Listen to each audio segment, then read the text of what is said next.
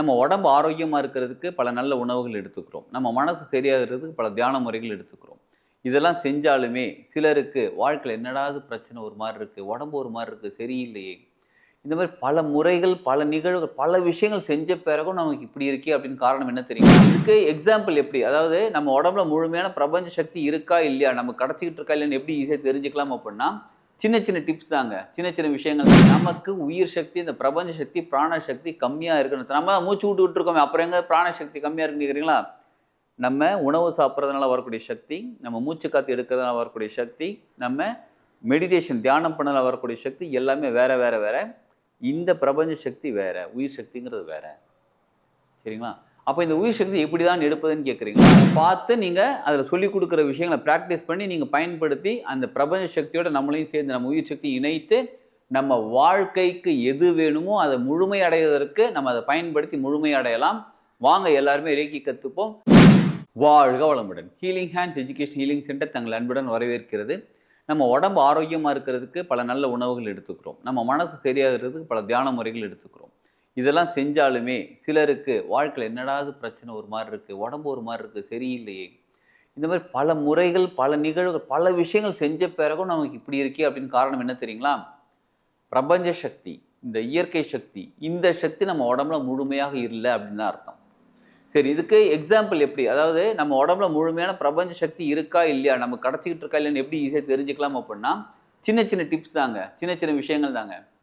காலைல தூங்கி எழுந்திரிப்போம். ஃப்ரெஷ்ஷா இருக்கும். நல்லா அப்படி கண்ண முழிச்சு அப்படியே பார்ப்போம். கொஞ்சம் வேலையெல்லாம் முடிச்சுட்டு, காலை கடன்கள்லாம் முடிச்சுட்டு, கொஞ்சம் டிஃபன் சாப்பிடுவோம். மறுபடியும் தூக்கம் வரும். அப்படியே நல்லா சொக்குதுப்பா. நல்லா தூங்கி எந்திரிச்சா நல்லாயிருக்கும். தூங்கி எழுந்திரிச்ச பிறகு ஃப்ரெஷ்ஷா இருப்போம். லஞ்ச் சாப்பிடுவோம். மறுபடியும் தூக்கம் வரும். ஒரு மாரி ட்ரவுஸியா இருக்குது. ஒரு மாரி ஒரே ஒரு வேற வேலை இல்ல. ஐ மீன் வேற வழி இல்ல. வேலைக்கு போய் ஆகணும். பிசினஸ் பண்ணி ஆகணும். நம்ம வீட்டு வேலை செஞ்சாகணும். அதனால அப்படியே ஒரு ட்ரவுஸியா வேலை செஞ்சுக்கிட்டே இருக்கிறது. நம்ம எவ்வளோ முயற்சி எடுத்தாலும் ஒரு விஷயத்துல பெரிய சக்சஸ் ஆகாம இருக்கிறது. உடல் வந்து எப்பயுமே ஒரு டயர்ட்னஸ் ஃபீல் பண்ணிக்கிட்டே இருக்கும். உடம்பு வலிச்சுக்கிட்டே இருக்குப்பா. உடம்புல வந்து எல்லாம் நல்லா தாங்க இருக்குது. நான் ஒரு ஏசி ரூம்ல தான் உட்காந்துருக்கேன். வெயில் எவ்வளோ அடிச்சாலும். நல்ல உணவு தான் சாப்பிட்டுட்டு இருக்கிறேன். எல்லாமே நல்ல ட்ரெஸ் தான் போட்டிருக்கேன். எவ்ரிதிங் கம்ஃபர்டபுளா தான் இருக்கு. இருந்தாலும் என்னமோ தெரியல ஒரு அசாடியே ஒரு மாரி இருக்குது. ஒரு ஒரு சலிப்பு தட்டுது. ஒரு ஒரு பிரிஸ்கா இல்ல. ஒரு ஃப்ரெஷ்னஸ் இல்ல. அப்படினால என்ன தெரியுங்களா? உயிர் சக்தி நமக்கு சரியா அதாவது பிரபஞ்ச சக்தி அதான் இங்க உயிர் சக்தியா இருக்குது. அந்த உயிர் சக்தி நமக்கு சரியா முழுமையா கிடைக்கலன்னு அர்த்தம். எல்லாம் நான் தியானம்லாம் பண்றேங்க. தியானம் பண்ணாலும் அந்த நேரத்துல அது நல்லா இருக்கு. பிரிஸ்கா இருக்கு. அடுத்த கொஞ்ச நேரத்துல அப்படியே டல் ஆயிடுது. இதற்கெல்லாம் காரணம் என்னன்னு கேட்டா, நல்ல சிந்தனைகள் சரியா வரமாட்டேங்குது. பாசிட்டிவா என்னால திங்க் பண்ண முடியல. எப்போதும் நெகட்டிவ் தாட்ஸே ஓடிக்கிட்டு இருக்கு. எப்போதும் நான் சண்டை போட்டுக்கிட்டு இருக்கேன். எல்லார்கிட்டயும் சண்டை போட்டுக்கிட்டே இருக்கேன். யார் வந்து என்கிட்ட அன்பா நீ ஏன்டா நீ என்கிட்ட அன்பா பேசுறேன்னு தெரியும். என்கிட்ட ஏதோ ஒண்ணு எதிர்பார்த்து தான் வந்திருக்கேன். இந்த மாரி மத்தவங்க உண்மையாகவே என்கிட்ட அன்பாக இருந்தாலும், என்னால அந்த அன்பை ஏத்துக்க முடியல. மத்தவங்க எப்பவுமே பிரச்சனை பண்ற மாரியே நடந்துகிட்டு இருக்கேன் அப்படின்னாலே, நமக்கு உயிர் சக்தி, இந்த பிரபஞ்ச சக்தி, பிராண சக்தி கம்மியா இருக்குன்னு நம்ம மூச்சு விட்டுட்டு இருக்கோமே, அப்புறம் எங்க பிராண சக்தி கம்மியா இருக்குன்னு கேட்கிறீங்களா? நம்ம உணவு சாப்பிடுறதுனால வரக்கூடிய சக்தி, நம்ம மூச்சு காத்து எடுக்கிறதுனால வரக்கூடிய சக்தி, நம்ம மெடிடேஷன் தியானம் பண்ணதால வரக்கூடிய சக்தி எல்லாமே வேற, வேற, வேற. இந்த பிரபஞ்ச சக்தி வேற. உயிர் சக்திங்கிறது வேற. சரிங்களா? அப்ப இந்த உயிர் சக்தி எப்படி தான் எடுப்பதுன்னு கேட்கிறீங்களா? சில முறைகள் இருக்கு. சில முறைகள் மூலியமா அத எடுக்கலாம். அதுல ரொம்ப முக்கியமான ஒரு டெக்னிக் தான் இந்த ரேக்கின்ற ஒரு டெக்னிக். ரேக்கின்ற சப்ஜெக்ட் வந்து ஜப்பான். அங்கருந்து வந்தது தான். இந்தியாவுக்கு வந்தது தான். இந்த பூமிய பொறுத்தவரையிலும், இந்த பிரபஞ்சத்த பொறுத்தவரையிலும், இது அந்த கண்ட்ரிலேருந்து வந்து இந்த கண்ட்ரில வந்தது கிடையாதுங்க.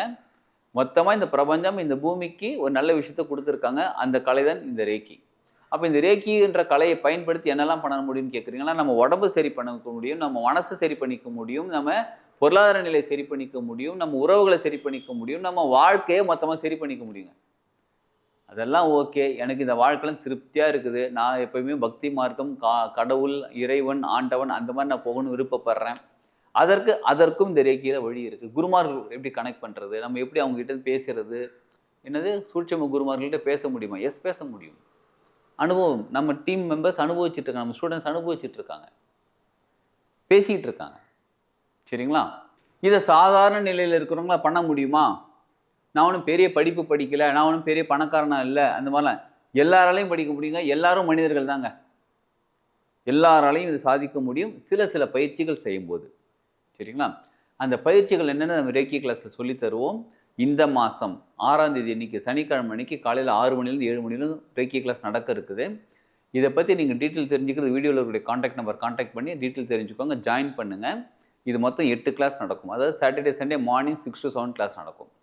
இதோட ரெக்கார்டிங்கும் நம்ம கொடுத்துருவோம். அதனால் நீங்கள் எனி டைம் எந்த நேரம் வேணாலும் நீங்கள் பார்த்துக்கலாம். அதை பார்த்து நீங்கள் அதில் சொல்லிக் கொடுக்குற விஷயங்களை ப்ராக்டிஸ் பண்ணி நீங்கள் பயன்படுத்தி அந்த பிரபஞ்ச சக்தியோட நம்மளையும் சேர்ந்து நம்ம உயிர் சக்தியை இணைத்து நம்ம வாழ்க்கைக்கு எது வேணுமோ அதை முழுமை அடைவதற்கு நம்ம அதை பயன்படுத்தி முழுமை அடையலாம். வாங்க எல்லாருமே ரேக்கி கற்றுப்போம். அட்லீஸ்ட் வீட்டுக்கு ஒருத்தராவது அந்த ரேக்கி கலை கற்றுருக்கிறது ரொம்ப ரொம்ப நல்லது. இது உடல் நலத்துக்கும் பயன்படும், மனநலத்துக்கும் பயன்படும். நமக்கு மட்டும் இல்லைங்க, நம்ம கூட இருக்கிறவங்களுக்கும் அது பயன்படக்கூடியதாக நமக்கு இருக்குது. அதனால் இதை கற்றுக்கிட்டு நம்ம வாழ்க்கையில் சூப்பராக முன்னேறலாம். வாங்க எல்லாருமே கற்றுப்போம். வாழ்க வளமுடன்.